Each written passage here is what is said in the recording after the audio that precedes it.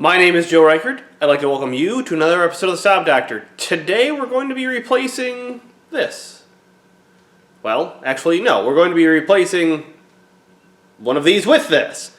Because this happened. You're not supposed to be able to open this with your hand. That's not how that works. Yeah, I broke that. I didn't mean to, but I mean, you roll down the window at 233,000 miles and it makes a crunchy noise. So we're going to take the door panel off, replace the window regulator and motor in my wife's 2010 Saab 9.3.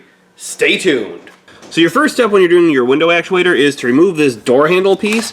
Grab a plastic pry tool. And you want to gently work this off. You don't want to break it, and the one that I grabbed might actually be, there we go. There we go. Perfect. So then behind there, there's going to be two screws in here. Normally those are T30s, and what I use a small T30 socket. This is quarter drive on a screwdriver. You can use this on a on just a regular old ratchet as well. Alright, so once your two screws are loosened up, the next step is to pull the door panel off. Now do this gently. You don't want to break any of the clips holding it in. If you do, you can always replace them though, but you definitely don't want to break the hold downs either.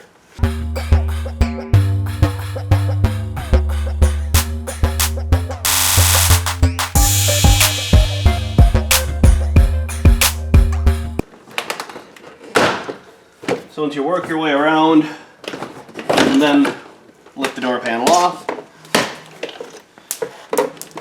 and your screws will fall out if you didn't pull them out already. Now I did break a couple clips in here. Luckily I have some extras, so I'll just replace those. And now what I'm going to do on the back side is I'm going to disconnect this. So I'm going to grab a flat blade screwdriver, just pry these two edges off, and then disconnect the wiring so I can put this door panel elsewhere.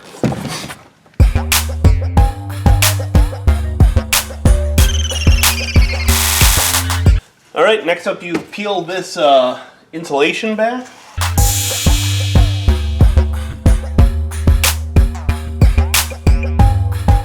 One thing I've learned with this stuff is you almost always rip it.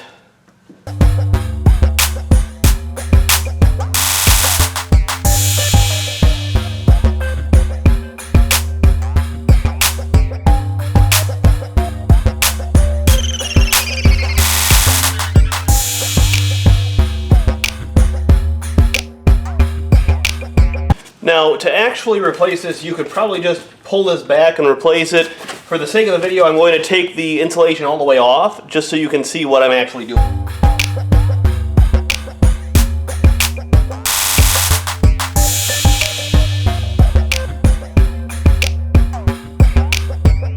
Okay, so we're going to be replacing the window regulator. It's this piece right here. What you've got is you've got three 10 millimeters, and then there's actually a clip on the window. And because this one's broken, I can slide it up and down. There's two more in here that actually hold the window on. So, that's more broken than I thought it was. So I'm going to start, since the window is actually loose, I'm going to start with taking out these two 10 millimeters right here.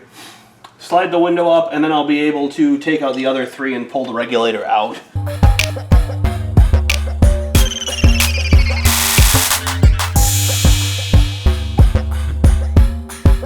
And before I have this all the way out, I'm actually going to remove the electrical connector on the bottom. Just give it a quick pry, slide it right off. Then once all three bolts are out and the two holding it on, just take it, pull it out. And this one, let's take a look at what may have happened here. Actually, oh, here we go. This top one froze. This doesn't spin anymore. Okay, so I'm interrupting me from before. I actually figured out what happened to this window regulator. This actually snapped. I didn't realize it. I just thought that this had run into that. this cable and whatnot actually broke off completely, which is the crunching noise that I heard when it initially broke. I've never seen one break like this before, so wow, kudos. Kudos to the 2010-9-3. It broke something that I'd never seen broken like that before. The cool part is, motor's still good, so I'm definitely going to save the motor off this one too, just in case. You never know when you might need one, when a motor might die, which normally doesn't happen, but... Okay, so with this one, unfortunately the part that the window bolts to is all the way at the top. I wish it were down a little bit further. This was from a parts car that when I pulled it out, didn't have any power, obviously. So what I'm going to end up doing most likely is putting this in, lowering this down slightly, and then bolting the window to it. So when I get it in, I'll take off this wiring harness. Actually, I can do that right now. These wiring harnesses are super easy. The reason I left this on is because there are a couple different wiring harnesses, and these are always nice to keep just in case. This one would have been bad anyways because this wire is actually pulled out of its socket, but that could always be pushed back in. It's not a big deal, just like that. So let's get to putting this in. Install is the opposite of removal. Put it back into place, put the two nuts on and the one bolt on.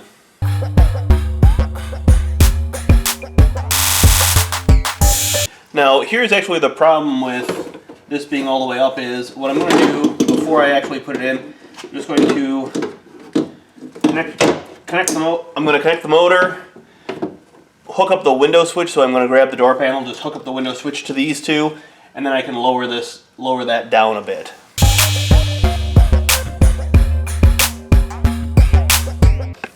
Okay, so I lowered it down to about here. That way, when everything's lined up, the window can then come down to about where it bolts in, and actually I'm going to just put a hair further down, and the window can just come down and bolt in. It's nice, makes it nice and easy. So let me get this door panel back off. Alright, now with the door panel back off, super easy to bolt right back in. Alright, now I always take it, I get it lined up, so you've got the 3 holes lined up, and I'll just put the nuts on, not even finger tight, and then I'll line it up with the top.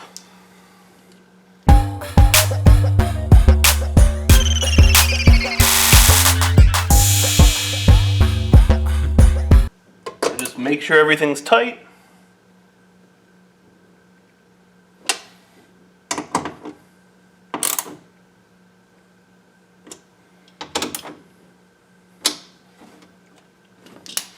Okay, so that's all in, tightened up.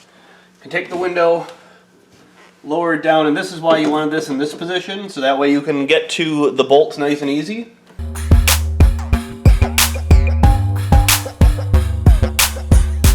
Alright, now the window regulator itself at this point is all done. I always just like to double check it before putting everything back together. So what I'm going to do is I'm just going to grab the door panel again, plug it in, make sure the window goes up and down with no problems, and then we'll start reassembling it. And just so everyone knows, the reason I do it this way is I want to make sure everything works before actually putting the whole door panel back together, because it's a lot easier to fix something if you're doing it when it's still taken apart like this, even though you're reconnecting the switch and disconnecting it a couple times. All right.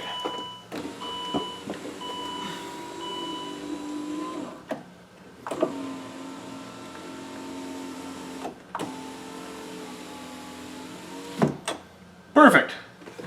The window goes all the way down, window goes all the way up. We'll just test it one more time so you all can see it.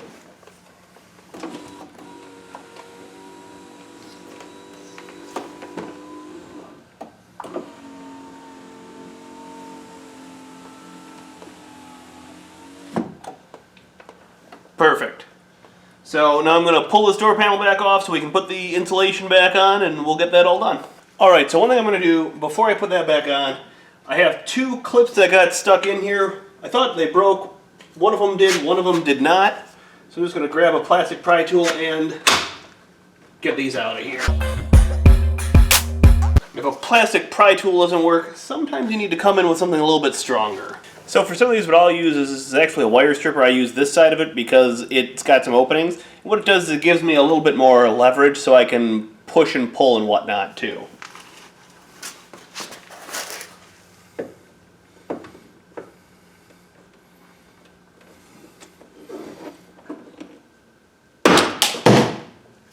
Yep, that one's gone. And that's why these are a little harder to pull out sometimes. It's just they're you know, they're forced in there so hard. They've got such such a tight grip, if you will, that these fit pretty tightly in there. So that's why sometimes they'll either, like this one, crack the head, which isn't a big deal because these are easily either bought at like a parts store or you can buy from like Saab parts or something. Then these two I'll just pop right back in the door panel. We'll get everything plugged back in and lined back up and we'll be good to go. Alright, so make sure when you're lining this all up that you get everything pushed through that needs to be. So you get your wiring for the window switch, your release for the door handle, and last but not least, you want to make sure you get your actual door lock button or whatnot up. Then just line this up as best you can.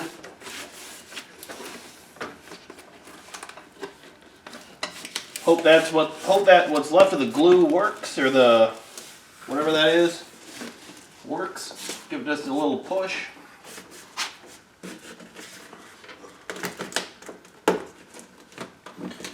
Try and get it as close to where it was from the factory as you can. They always get a little bit warped. Now you want to make sure that all your mounting points, so these are all out in the open, so you can actually push that back in easy. And then you put the door panel back on.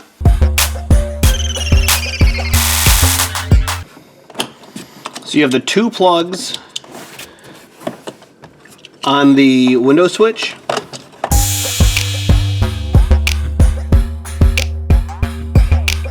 Take this, you flip it back over, and you have this one clip on the door handle.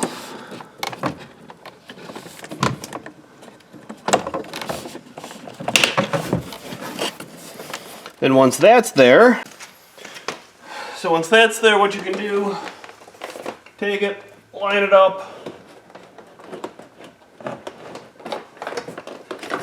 get the door lock in the right spot,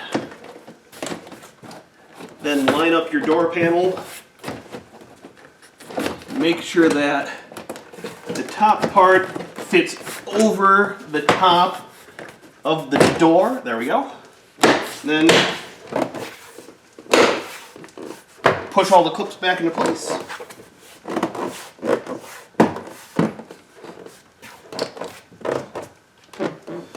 Once those are all back in place, you grab your two T30s.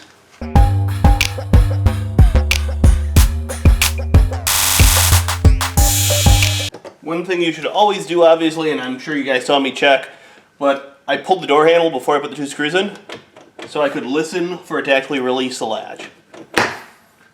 Just check movement on everything.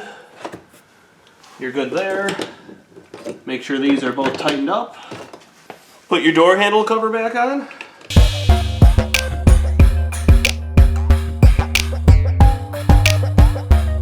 These always give me just a little bit of grief. I want to make sure, there we go, they clip in all the way. And you're definitely going to know when they clip in because you can hear it. And then you're done.